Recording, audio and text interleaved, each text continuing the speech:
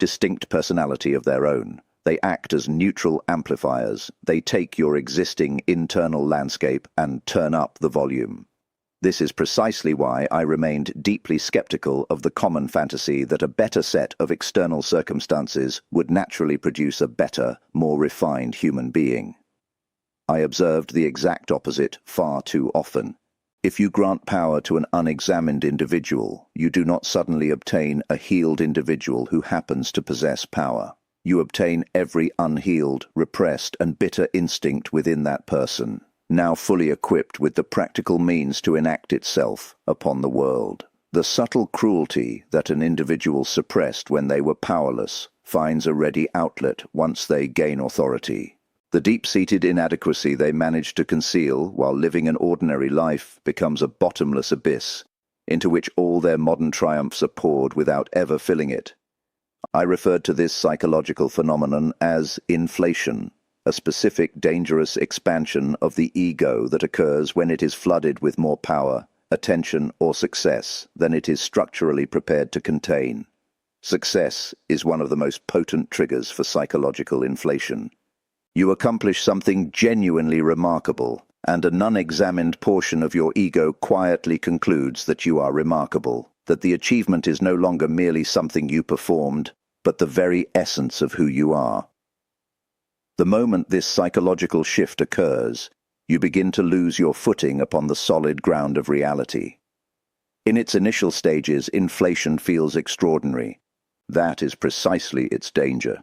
You experience a sense of expansion, of being elevated above the mundane rules and limitations that bind ordinary humanity. You begin to interpret your outward momentum as definitive proof of your unique standing. In such a state, critical self-reflection ceases. You stop questioning your hidden motives, stop examining your conduct, and fail to notice those primitive, undeveloped aspects of your personality that have remained entirely static while your external circumstances expanded. You become magnificent on the outside and utterly untended within. That widening gap is precisely where psychological collapse initiates. This dynamic becomes exceptionally dangerous right at the threshold of a prosperous life. When existence is difficult, when you are forced to struggle against hardship, life itself compels you to remain somewhat honest. Struggle acts as a constant corrective mirror. It imposes humility because it repeatedly demonstrates your limitations. But firmament external life becomes effortless. That natural corrective pressure vanishes. The world surrounding a successful individual rarely challenges them in the manner that life challenges a struggling person. Society begins to agree with you, to flatter you, and to smooth away your immediate obstacles. An unexamined psyche, stripped of its external obstacles, is suddenly free to run wild in whatever covert direction it was secretly inclined to follow. The initial aspect of my warning is straightforward. The prosperous chapter you're approaching will not primarily test your capacity to enjoy good fortune. It will test whether you performed the necessary internal labor before the external rewards materialized. Everything you avoided facing within yourself is about to be granted a vastly larger stage upon which to operate.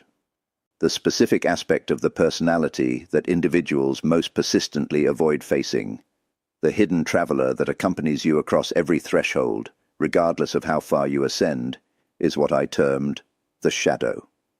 The shadow consists of all those parts of yourself that you deemed unacceptable early in life, and consequently pushed out of conscious sight.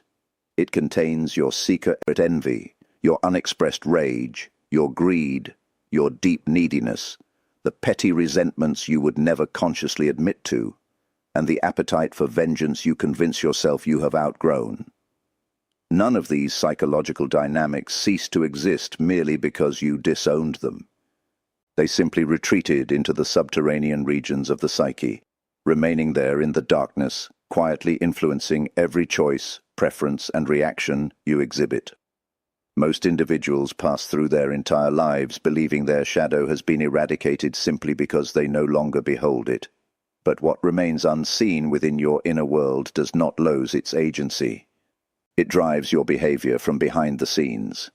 It leaks out obliquely through unprovoked irritability, sudden compulsions, and those inexplicable acts of self-sabotage that leave you wondering why you acted against your own best interests. When an individual finally acquires influence, financial independence, or social elevated status, the shadow does not remain dormant. It emerges into the light, newly equipped with practical instruments it never previously commanded. Consider an individual who spent their early years feeling utterly unseen, unimportant, and dismissed by those around them.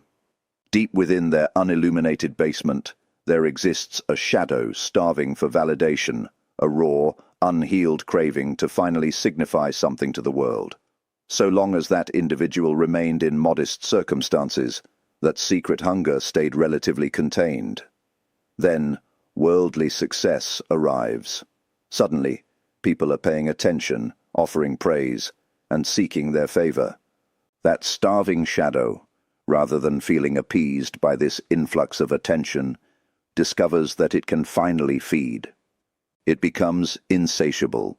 The public recognition that was intended to soothe the underlying wound becomes an addictive fuel. They can never obtain enough admiration because the specific psychological structure being fed was never designed to achieve satiety through external inputs. Consider another individual who experienced profound scarcity early in life, a lack so deep that it lodged itself into the very marrow of their psychological identity. Their shadow carries an abiding terror of ruin that no bank account, regardless of its size, can ever quiet. Grant this person substantial wealth, and you do not cure their terror. You merely provide that terror with vastly more material to protect. They lie awake at night guarding their fortune, gripped by an anxiety that escalates with every additional sum acquired, because every new asset represents one more item that could be stripped away. The abundance they assumed would bring inner tranquility becomes the central object of their deepest dread. This is the precise mechanism I sought to illuminate. Success is not inherently harmful, but it acts as a direct power amplifier plugged straight into your unconscious mind. If you have not turned around to consciously inspect what inhabits those dark interior spaces, you are about to broadcast those unexamined contents at maximum capacity, not only to yourself, but to those you love, and to the very life you labored so diligently to build. The most poignant manifestation of this dynamic occurs within human relationships.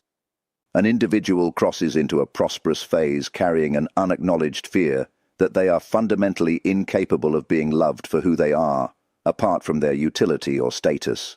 While they were struggling, that fear remained somewhat obscured by the daily demands of survival. But once they possess resources, influence, and social standing, an insidious suspicion begins to grow within them. Do these people genuinely care for me, or are they merely attached to what I can provide for them? Because they never learn to establish a sense of intrinsic worth within their own psyche, they are structurally incapable of trusting the affection offered to them from the outside. Consequently, they begin to test that affection. They subtly sabotage their connections, creating artificial conflicts and pushing companions away to see who will endure the treatment. The very success that was supposed to make them secure and beloved becomes the precise justification for why they can no longer feel genuine human connection. This is the shadow performing its subtle, destructive work. It rarely announces its presence openly. It presents itself under the guise of reasonable caution, legitimate self-defense, or a pragmatic view of human nature. You experience its dictates as absolute objective reality, failing to recognize that you are merely viewing the world through the lens of an unexamined, unhealed fragment of your own personality that has seized control from behind the curtain. A particular form of psychological blindness accompanies external success. When your life is going poorly, you are naturally driven to inspect your internal state. You question your assumptions, examine your flaws, and seek out what might be broken within you. But when your circumstances are flourishing, inner self-examination feels entirely unnecessary. Why would anyone bother to dig into the dark corners of their mind when external reality seems to be rewarding them so handsomely? The result is a dangerous paradox. The precise moment you most urgently need to face your shadow is the exact moment you feel least inclined to do so. Outward triumph generates the comfortable illusion that you have solved the problem of your own existence, and that very illusion allows the unexamined contents of the unconscious to operate entirely unopposed. If you have felt a quiet, inconvenient inclination to look inward even as your external life appears to be coming together, an urge to pause and inspect your internal foundations right when the world tells you to celebrate, you would be wise to trust that instinct. It is the voice of the self-seeking balance before the weight of the outer world crushes the delicate architecture of the psyche. Consider what occurs when this warning is ignored, as seen in the consistent patterns of those who cross the threshold without attending to their inner life. Initial entry into the desired circumstances is typically marked by a brief period of intense relief and satisfaction. The new life feels precisely as they had envisioned. There is pride, a sense of arrival, and a temporary quieting of the old internal distress. They take this brief respite as absolute proof that their strategy was correct, that outer achievement was indeed the total solution to their inner suffering. Yet that quiet period never lasts. Slowly, almost imperceptibly, the old familiar restlessness, the same underlying anxiety, begins to seep back into their conscious awareness. Only this time it brings with it an unbearable sense of confusion. They now possess everything they spent years striving to obtain. There is no longer any valid external circumstance to point to as the cause of their misery. The emptiness, having been deprived of all external excuses, turns directly inward. It transforms into a devastating conviction that they are fundamentally, irredeemably broken. So long as you are actively pursuing a distant goal, your hope remains intact. You can always assure yourself that once you arrive at your destination, your suffering will cease. The future goal holds your hope in trust for you. But when you finally arrive at the destination and realize that your internal state remains fundamentally unchanged, that deferred hope has nowhere left to hide. I watch numerous individuals plunge into their deepest psychological depressions not upon experiencing catastrophic failure, but in the immediate aftermath of obtaining precisely what they had fought to secure. Success stripped away their final defense mechanism, leaving them face to face with a self they had been attempting to outrun their entire lives. Many attempted to solve this agonizing dilemma using the only method they knew, by setting out in pursuit of an even larger, more ambitious goal. They convinced themselves that they simply needed more wealth, greater recognition, or a more prestigious manifestation of their dream. For a short time, this renewed chase would provide a temporary distraction, much like a potent drink provided to an anxious mind. The new ambition would quiet the inner void for a season, but eventually the emptiness would return, deeper and more demanding than before, requiring ever greater doses of external achievement to keep it at bay. This is how an individual ends up possessing every conceivable form of worldly abundance while internally perishing, forever reaching for the next milestone that will finally grant them peace, yet never once turning around to face the unexamined self that has accompanied them every step of the way. And beneath all this frenetic activity, the shadow remains, well-fed, and growing increasingly powerful with every resource expended to avoid its gaze. What then does psychological maturity demand of you when standing at this threshold? It certainly does not demand that you renounce the world, nor that you reject material well-being, success, or joy. I was never an advocate for unnecessary asceticism or the denial of life's rich possibilities. I desired deeply for individuals to live fully, richly, and expansively in every sense. What is required is far more subtle and demanding. You are asked to turn around and consciously meet yourself before the external power amplifier is switched on. You must enter into abundance fully aware of what inhabits your internal basement, so that when success turns up the volume of your life, it amplifies a personality structure you have thoroughly examined and reconciled with, rather than an unguided force waiting in the dark to seize control. This is the core of what I termed individuation, the gradual, courageous process of becoming a psychologically complete human being by integrating those disowned parts of your self that were previously relegated to the unconscious. Integration does not mean eliminating the shadow, nor does it mean attempting to forcibly fix it. It means bringing those hidden aspects into the light of conscious awareness, looking at them directly without self-deception, and taking conscious responsibility for them. In doing so, you deprive them of their ability to govern your behavior from behind the scenes, transforming them into forces you can consciously navigate. An individual who has consciously confronted their deep hunger for validation does not magically cease to enjoy appreciation, but they become acutely aware of the existence of that hunger. They understand its historical origins within their personal story, and they no longer mistake that childish appetite for the entirety of their adult identity. Consequently, when public recognition comes, they can enjoy it with detachment, without becoming enslaved by it or allowing it to dictate their moral integrity. Similarly, an individual who has faced their deep-seated terror of scarcity will still feel the occasional flicker of irrational anxiety, but they will recognize it immediately as an old psychological wound, rather than an accurate signal from current reality.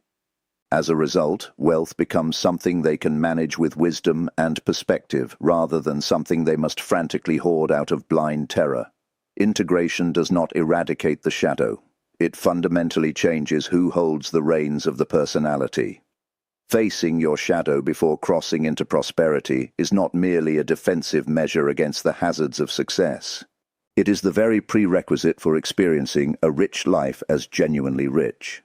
The primary reason so many individuals arrive at the realization of their dreams only to feel utterly numb is that they arrived as a mere fragment of a complete human being.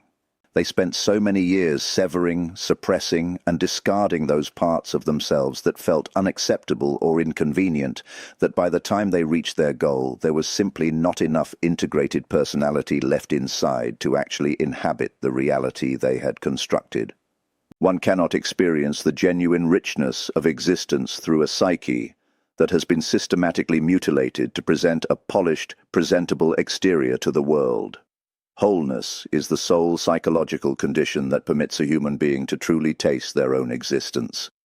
Those exiled portions of your nature, your capacity for anger, your raw, instinctual drives, your deep neediness, your darkness, are not merely dangerous liabilities. They are also the primary reservoir of your psychological vitality and aliveness. The very same repressive mechanisms used to keep your rage strictly contained will simultaneously damp down your capacity for deep passion and joy. The same internal wall constructed to block out your vulnerability will inevitably block your capacity to receive genuine love from another human being. When you sever the lower depths of your nature, you flatten your capacity for depth entirely. And depth is the only quality that can make a human life feel like something more than a hollow collection of external achievements arranged for the admiration of onlookers. The implicit invitation within this warning is profound. By meeting your shadow, you do not merely safeguard your achievements from self-destruction, you gain the internal capacity to actually feel your life. You arrive at your destination whole enough to be filled by what you have constructed, rather than standing inside your realized dream like an alienated stranger, wondering why the very existence you sought out for so long feels as though it belongs to someone else. Consider how this manifests in practical reality. Imagine an individual standing precisely where you may be standing at this moment, upon the precipice of a life they have long pursued. The opportunity is about to materialize. The long-closed door is swinging open. Instead of blindly rushing through that door in a state of unexamined euphoria, they pause. They take the quiet, counterintuitive step of inquiring deeply into what they are carrying across the threshold. They sit quietly with demanding, uncomfortable questions. What am I secretly expecting this outcome to prove about my worth? What specific feelings have I been promising myself I will finally experience once I obtain this goal? What unhealed, starving part of my nature am I expecting this achievement to feed? They begin to notice the precise places where their professional ambition is actually an unhealed psychological wound, wearing the mask of dedication. They locate the inner child who concluded long ago that to be worthy of love, one must be extraordinary, and they choose to attend to that child directly within their own consciousness, rather than spending their remaining adult years running endless, exhausting errands to appease that child's lingering fear. None of this internal work feels pleasant in the moment. Directing your conscious attention toward your own shadow is deeply humbling and uncomfortable. It requires acknowledging truths about your character, motives, and defects that you would far prefer to ignore. But the individual who undertakes this labor crosses the threshold into the future in a fundamentally different manner. They step into abundance without demanding that it serve as their spiritual savior, which, paradoxically, is the only condition under which abundance can truly enrich them. They enjoy financial security without needing it to establish their intrinsic value as a human being. They receive affection without subjecting it to destructive trials. They accept praise without losing their balance or dissolving into self-importance. They establish their sense of worth, security, and completeness internally, long before the external world ever offered its confirmation. When the power amplifier of success is activated, as it inevitably is, it amplifies a human being who is already psychologically whole. Their innate generosity expands, their internal stability deepens, their capacity to remain genuinely present within their own existence grows immeasurably. This is what I understood as a rich life in the truest sense, not merely hands filled with worldly goods, but a complete self capable of consciously containing what those hands have gathered. Contrast this with the individual who rushes through the open door without a single backward glance. They achieve the same material outcome, command the same resources, and enter the same operational space, but they arrive as a chaotic collection of unexamined, unmet needs disguised in the garments of a victor. The power amplifier of success immediately turns up the volume on all of it simultaneously. Their covert hunger for status becomes a public, insatiable appetite that no amount of praise can quiet. Their buried fear of vulnerability transforms into an elaborate defensive fortress from which they can never safely emerge. Their unexamined shadow, now fully equipped with all the material power it ever desired, quietly begins the process of dismantling the very life that granted it that power. To external observers, the resulting downfall is incomprehensible. They had everything, people will remark in confusion. Why did they destroy themselves? The answer is the very truth I spent my life attempting to illuminate. They failed to confront what they brought across the threshold with them.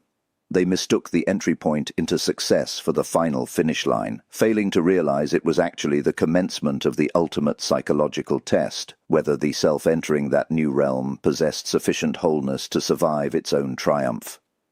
There remains one final critical dimension to this reality, and it is often the aspect that individuals resist most fiercely.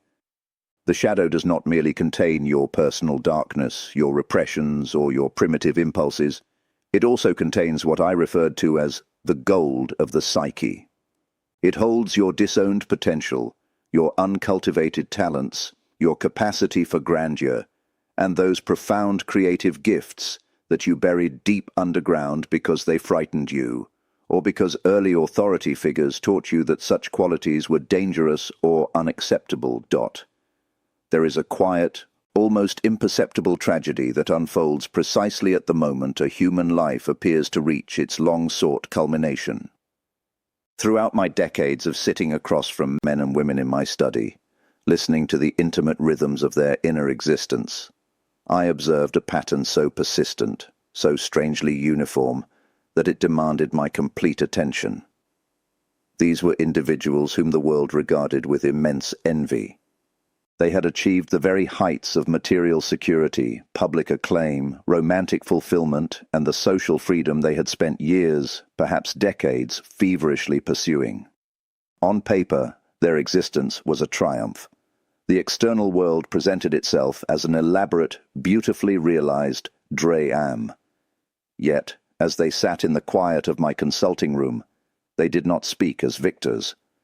They came to me hollowed out, plagued by a persistent restlessness, falling apart internally in ways that defied all logical explanation to an outside observer. They were, in truth, haunted by the very lives they had labored so intensely to construct. What I came to understand through their suffering is one of the most sobering and uncomfortable truths in all of depth psychology. It is a realization that every individual must confront before stepping across the threshold into the life they believe they desire. Whatever you refuse to face within the hidden depths of your own psyche, before you attain your desires, will not simply vanish upon their realization. You will meet those precise, unexamined elements again, on the other side of your achievement. The only difference is that, upon your arrival, those neglected aspects of yourself will possess far greater power, because you will have handed them an infinitely larger realm in which to operate. We must examine why abundance amplifies internal distress rather than healing it, what specific unyielding elements of your nature accompany you regardless of how far you ascend, and how one might cross into a broad and prosperous existence without dragging along the very mechanisms that will quietly dismantle it from within. If you sense that you are standing today upon the edge of a significant transition, near the realization of something long desired, this is matter how vast, simply cannot reach. When the long-awaited success finally arrived, and the inner emptiness remained, often louder and more agonizing than before, these individuals were seized by a profound terror they had never anticipated. They were forced to ask themselves a devastating question. If obtaining everything I ever wanted has failed to fix me, then what is fundamentally wrong with my existence?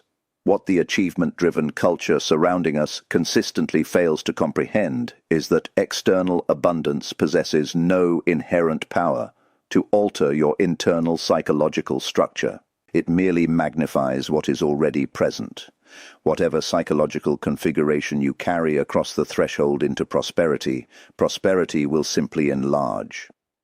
If you possess a naturally generous and integrated nature beneath the surface, additional resources will allow that generosity to express itself more fully. But if you are secretly governed by fear, resources will render you vastly more fearful, for you now possess something substantial that you dread losing.